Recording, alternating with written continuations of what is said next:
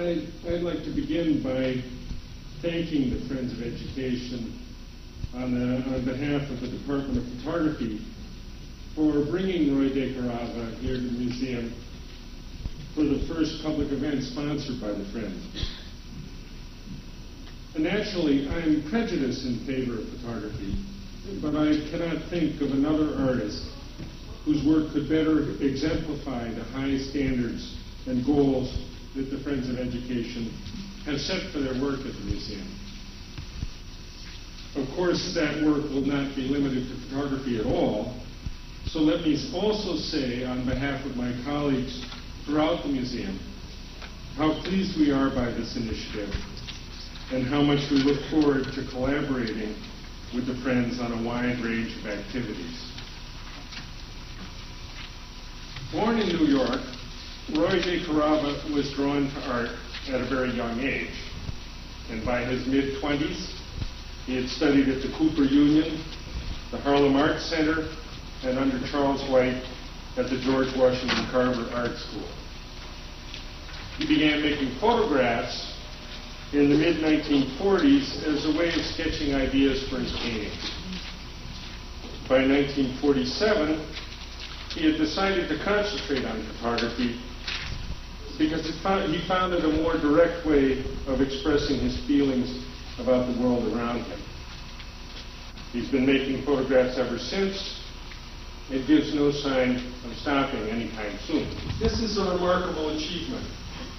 And in DeCarava's work, it is intimately related, I think, to the particular quality of experience that his work proposes. How often do we say to ourselves that life would be deeper and more satisfying if we could only slow down a little bit, if we could only pause to reflect on pain and trouble as well as beauty and happiness? DeCarava's photographs are the embodiment of this ideal of patient attention to the world. After the lecture, we invite you all to join us upstairs on the second floor outside the photography gallery for a reception. Now, it is a pleasure.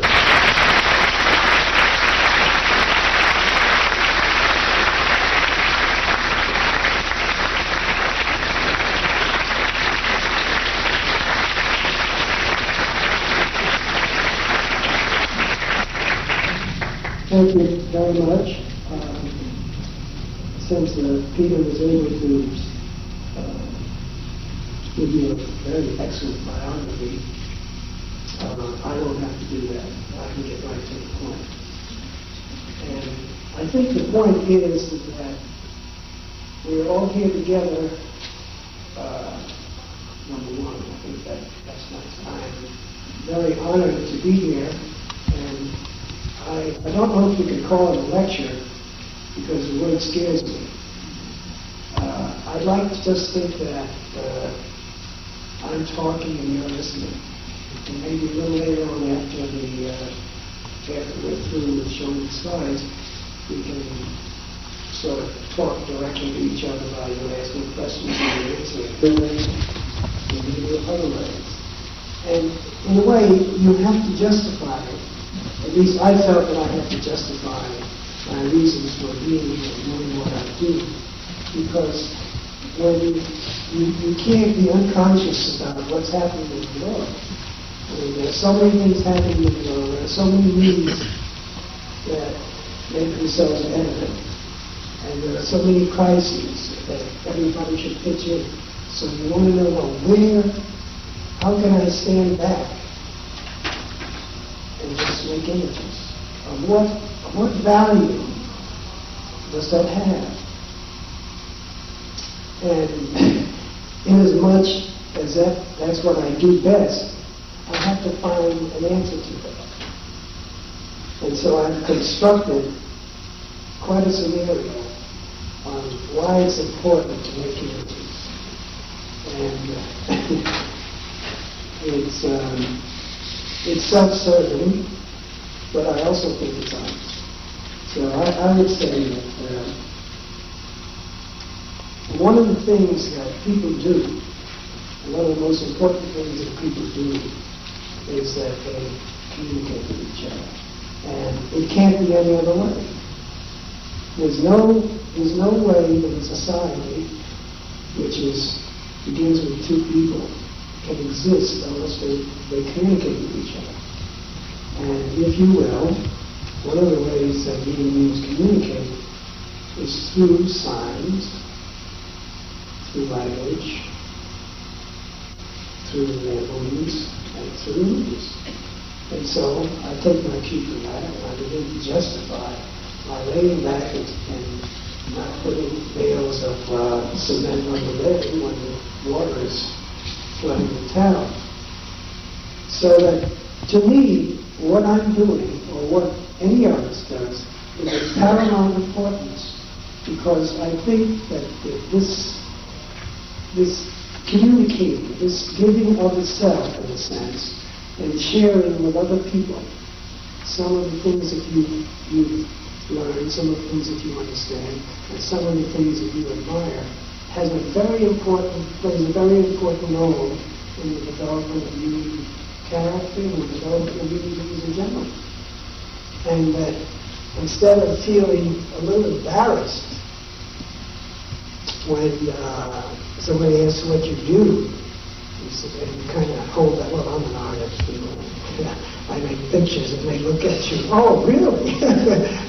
And so that I think I've really come to the conclusion that creative people are a very important part of our society, and that we should honor them, and that we should understand that it is not a light thing to give the best of yourself as often as you can.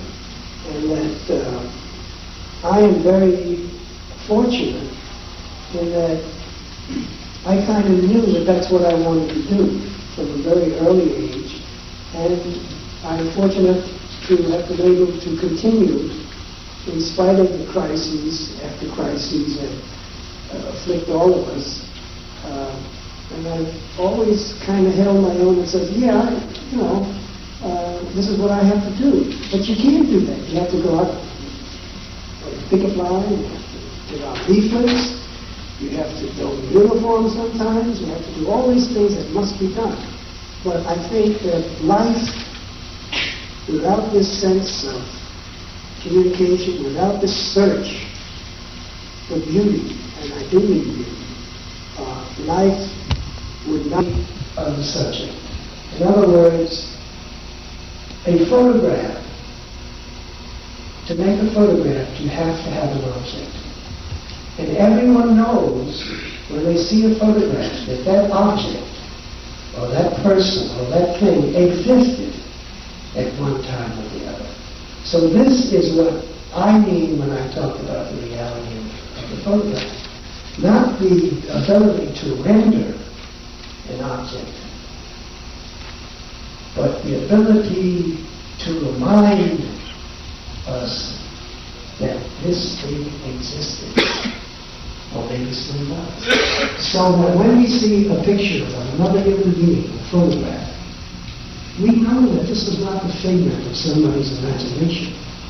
We know that this was a real person who lived and breathed just the way we do. So that right away there is this immediate connection between you and the photograph. And this, I think, is the reality of time. This quality of knowing that you're dealing with a substantive kind of history and object, and not just the ability to render this object. And I think this is one of the attractions that we have about photography. Aside from its technical virtuosity in terms of the tonal scale and what the way you can manipulate it into all kinds of things. Also, I think there is another aspect to that, and that is the reality of time. When we think of time, we think of a clock. But in essence, time is merely experience. Going, going, going, and going. And what the camera does is, if you will, it slices time. It gives you a slice, and which is a blessing, and it's also a curse, because sometimes it is difficult to differentiate when a slice is a slice or when it's more than a slice. And this is where one's taste, where one's belief, where one's feelings and knowledge come into play. What makes this slice different from the next slice that you're going to press the shutter?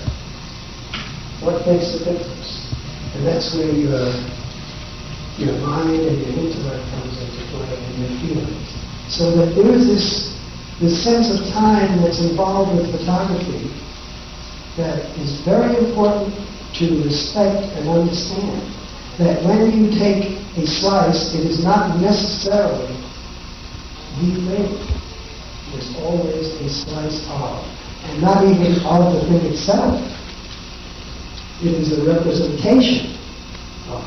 We think of a photograph, and we look at a photograph of an apple, and we say, there's an apple. That's not an apple. It's a representation of an apple. And there's a big difference between 2 dimensions and 3 dimensions, and aroma, and texture. So, again, what we're talking about is a representation of life, and a representation of time.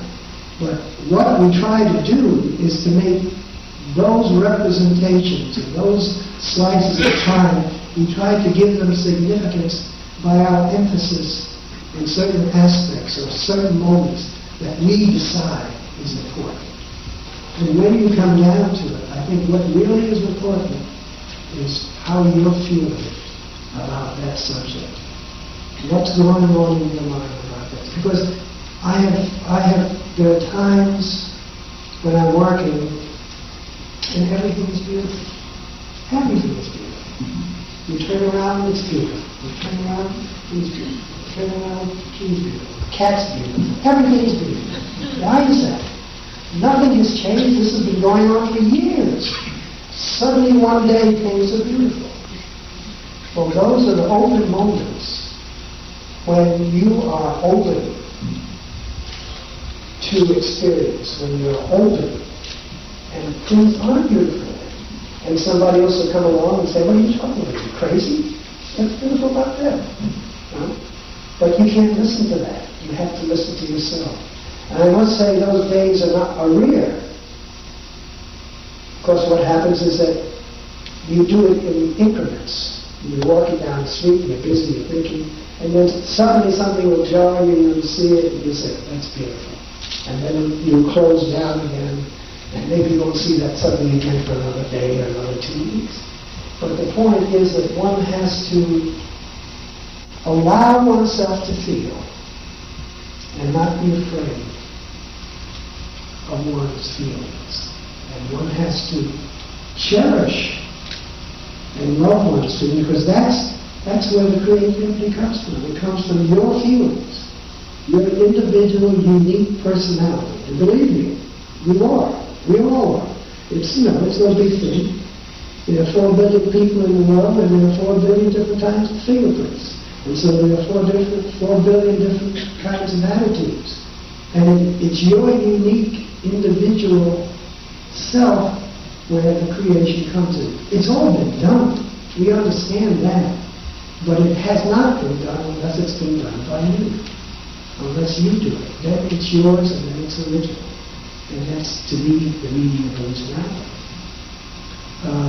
Another issue that I wanted to talk about was the